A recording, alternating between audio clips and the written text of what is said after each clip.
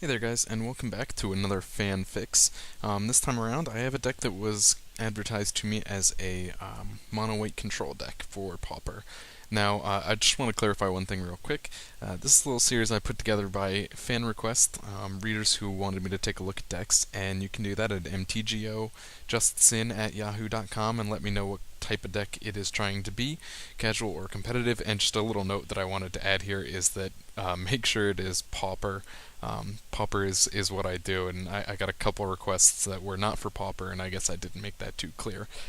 But this deck, as you'll see in the background here, the couple of playthroughs with it is something. When I saw the list at first, I thought it was a really interesting idea. It was a good deck.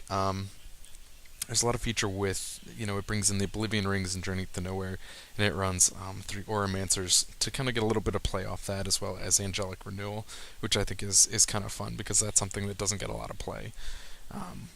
Now, I did definitely have some issues with this deck. The first thing that I want to bring to your attention is the 3 copies of Prophetic Prism. Now, I'm assuming first off that these are in there simply for the draw usage. Now, if this is actually the intent, the Prism may not be your best option. Now, I can see some appeal to it. It is 2-costed, and it allows you to draw a card, but you're basically never going to use the ability where you pay 1 to add another color. The deck is completely white, and so you're not going to have use for that additional ability. I'm assuming, like I said, this was just for the draw ability, and then I feel like there's some other options available to us. Now, if you're looking for just simply draw, you could do, other crazy things that are out there. You could bring in, Chromatic Sphere and Chromatic Star. Those are other draw options. There's a couple of cycling options, such as the lands you could bring in. There's a couple of different cycling lands. Between the Drifting Meadow is the Urza Saga one that cycles for 2. Or Secluded Steep, I guess, is the other one, is the white one. But there are some other options, like Renewed Faith might be something worth checking out, and that is a cycling card that cycles for the same cost. It'll be 1 to white, and you can gain some additional life as well as drawing cards. Now, there are some holdups to this. If you do that, you do not get the added ability. You can actually get some plays, and I was, frustrated with the use of Prism. I was going to replace it before I even tested the deck and decided, no, I want to keep this to exactly the list that I was given. So in playing with it, eventually I got progressed through more games. I found, okay, fine, I can use this with the core Skyfisher to get extra draw. So if you had actually brought in Renewed Faith, something like that, you would only be able to get draw off of it a single time. You would get the life gain, but you would not have any opportunities to return it with the Skyfisher. Something maybe that you could use instead of the Prism. The Prism is just useless for that other ability, but you could also bring in something like the Wellspring, Ichor Wellspring, I believe it is. Let me look it up real quick. Now, the difference is they both do the same thing. You're going to pay 2 colorless, and you're going to be able to draw a card. And that's really, it's the same card. You lose the ability to pay 1 and change the color, but it doesn't matter. So the Wellspring is something that you at least may have a chance that if your opponent decides to kill it, you could draw an extra card.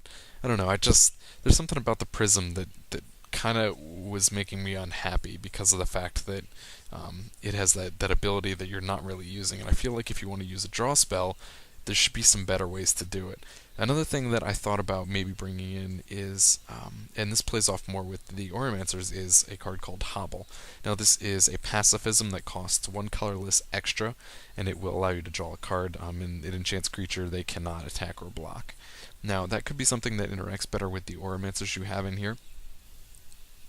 Maybe if you wanted to keep going with the enchantment route, bringing those Hobbles in instead of the Prisms, you could up the Auramancer count to 4 instead of 3.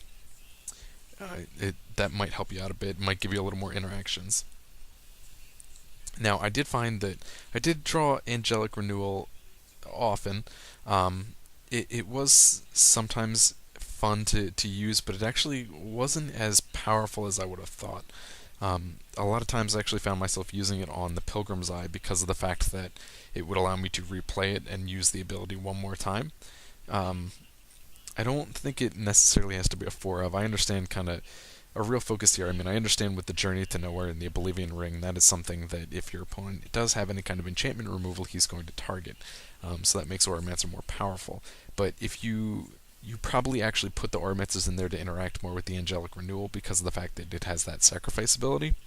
And that's well and good, but I might cut it back to 3 at the very most instead of 4. Maybe that's if you wanted to up the Auramancer count to 4. Maybe that's what you could switch out is take out the 4th Angelic Renewal and up the Auramancer count 1. I mean, there's fun stuff to do with the Auramancer and getting spells back, but I just feel like there's not enough options available to it.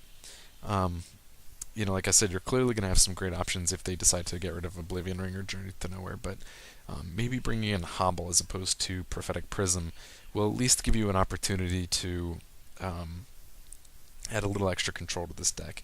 I mean, when you say MonoWhite Control to me, I start thinking things like Swords to Plowshares, I start thinking Path to Exile, and all these fantastic things, Moat, Wrath of God, that we have available to us in white, but they're not available to us in Pauper white. It's kind of interesting because there aren't really many options. You do get some control options for mono white, but it's nothing that's exactly playable. Radiant Judgment is okay, but it's got a drawback. I mean, it has a cycling ability, but it has a drawback. We get other stuff like Exile, I believe is common, and again, has a drawback. So it's not, being control, it's not as good as it could be. Blinding Mage, something like a tap ability would give you more control in white, but the bottom line is we just don't have a lot of options available to us in Pauper to be like a hardcore control deck. You can be moderate control, but not hardcore control. And I'm not saying that the deck is a bad idea, please don't get me wrong on that. I just think that mono-white control is something that was much better off outside of Pauper. I think that this deck could benefit from focusing a little more on the enchantments, like I said, maybe bringing in the Hobbles and upping the count of Auramancers. Now, another issue that I had with this deck is in the matchup against any kind of control. If you'll see here in the example games, I definitely played black control decks and UB control decks many times, and the deck really loses steam. You get a lot of benefit from running the full set of the Squadron Hawks, which is fantastic. That gives you implied card draw, and they work really well with the Bone Splitters and whatnot. But the one thing that you do find as well is the fact that you're sitting with a whole bunch of 1/1 creatures. You're running a full set of Squadron Hawks and a full set of Pilgrim's Eye, and that kind of slows down your power level. I would definitely consider doing something like probably increasing the number of Guardians of the Guild Pack. Maybe at the very least increase it by 1. And I would probably start by taking out the Pilgrim's Eye. The Pilgrim's Eye it's okay. I really, really don't like it. I mean, there were, a lot of great options for land fetch on a creature, but they're all in green, so I understand why it has some appeal to you. But I don't like the fact that it is a 3 cost for a 1/1 flyer. I think there are a lot better things we can do with 3 mana. Whether that's an Oblivion Ring or, maybe a Rift. I'm sorry, the Rift Watchers, something like that. I mean, I realize they disappear, but I just feel that if I'm paying 3 mana, I want something a little more powerful than a 1/1 that allows me to fetch a Plains.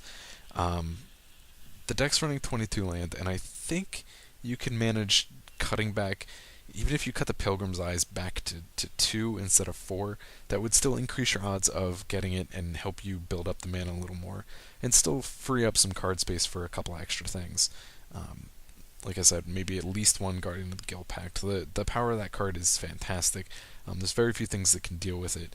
You do have Agony Warp, which is out there, and Terminate, and those are really the only 2 things that can deal with it on a straight-up spell basis. Obviously, it can be killed in combat, but you don't get a lot of multicolored creatures as well. So it's definitely a card that is very powerful.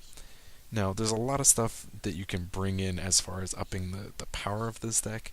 There's a number of soldiers available to you. There is actually the Ballynock Cowhorde I thought of. Cohort, maybe? Pardon my pronunciation. That is the Kithkin soldier that has first strike, and it's a 2/2, and it gets bigger if you control another white creature. That might give you an opportunity to have a creature with a little bit more power in play, despite the fact that you're not really going for a creature-heavy deck. The deck is pretty balanced. You're sitting at 19 creatures, and I think that's good. I just think kind of the balance of creatures could be worked a little bit better. You do get some nice utility with the missionaries, but I felt the Pilgrim's Eye and the Prisms were really kind of the rough patch I felt in this deck. They really were something that needed to be worked a little bit more. Puncturing Light was also something I thought I wouldn't like, and it worked moderately well. It's something that it didn't come up often, but it did have its uses. You do get a lot of sorcery speed removal with the Oblivion Ring and Journey to Nowhere, and that can definitely handle some of those bigger creatures. So it was definitely a good idea to bring those in. If you, like I said, if you focus anything, it would definitely be those changes. Probably upping the Auramancer count. I would probably reduce the Angelic Renewal count. Probably increase the number of Guardians because you're trying to bring up the power a little bit in this deck. Maybe bringing in the cohorts would be a good idea, and I think your rough edges, if you're looking for stuff that you can take out and work with here, definitely going to be the Pilgrim's Eye and the Prophetic Prism. Definitely, go to your game client, sort it out to showing you just pauper cards and filter it down to just white pauper cards, and hit draw in the search box and see what it comes up with. There's a lot of stuff that is out there. You can even narrow that down if you want to bring in the artifacts and look at what artifact draw spells there are available to you. But there are some options available as far as, you get the spell bombs actually, which are not bad. The Mirrodin one, which gains you life, is I think a little bit worse than the other one. If you brought in the use of Origin Spellbomb, which I believe is the new one, that allows you to get a token creature, and that's, it's a 1/1 token, so you're like, it's not that powerful, but at the same time, having a creature on the board is never a bad thing. And that does allow you to draw a card for kind of the same cost. So maybe that's something you want to look at as opposed to Prophetic Prism. You would be able to, like I said, you could put it, it's a 1 cost, so you would actually be able to even put that on turn 1. And activate it on turn 2 and still have enough mana to play something else, like a Bone Splitter.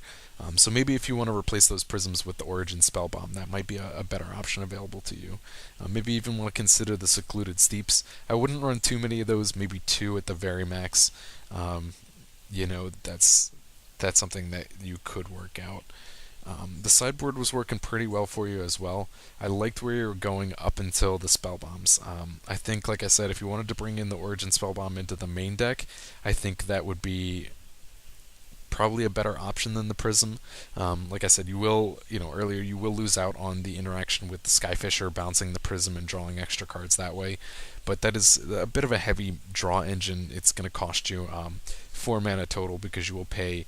I guess even you can consider it 6 because you have to pay 2 to put the Prism into play at first, then you have to pay another 2 for the Skyfisher, and finally another 2 to replay the Prism. So in order to draw 2 cards off that, you're paying 6 mana, and that's a bit heavy.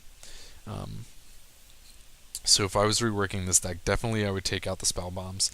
If you wanted for a bit of competitive defense here, you could bring in stuff like Dust to Dust and definitely Prismatic Strands. Those are 2 cards that are absolute staples for any kind of sideboard where you're gonna probably encounter, and it actually, I'm interrupting myself here, but it's something you encounter a lot of times when you're even playing in the casual room, is that you'll come across somebody who is playing a competitive deck there. So having those is not a terrible idea if you're going to use your sideboard for those. I think that would be a decent option. There aren't a ton of options that it has for stuff like Infect, but hopefully you can use Holy Light. Hopefully you don't come against something like that early, and if you do, hopefully Puncturing Light will balance that out a little bit more. So I think that about covers it. Like I said, the games here, it definitely was a bit of a struggle. You'll notice if you look closely, I actually lost more than I won, but I think this deck has some potential if you make a couple of tune-ups with definitely the Pilgrim's Eye. It was a little frustrating. I know I keep coming back to it, but it was definitely a little frustrating to keep running into that card, and it's something I wouldn't want in the deck really more than 2 of. So hopefully that helps out. If anyone else wants to send me a deck, I do have a couple others that are sitting in my mailbox waiting. As I say, as always, I will let you know that I got the email, but please be patient because it will take me a little time to do this in addition to the regular stuff that I do for my channel and my article series on puremtgo.com. But send along your deck list, definitely. Let me know what your intentions were for the deck, and if it was supposed to be casual or competitive. I will do my best to, like I say, I'm don't by any means consider myself to be a great deck builder. Some epic person who will take your deck and make it the perfect homebrew, but I am definitely willing to make suggestions. I like to sit down and talk with other players with regards to deck choices and card choices and interactions. And that's what I love about the Magic community, is the people who are willing to kind of go back and forth and have this interaction with other players. So hope you enjoy it, and check it out again later.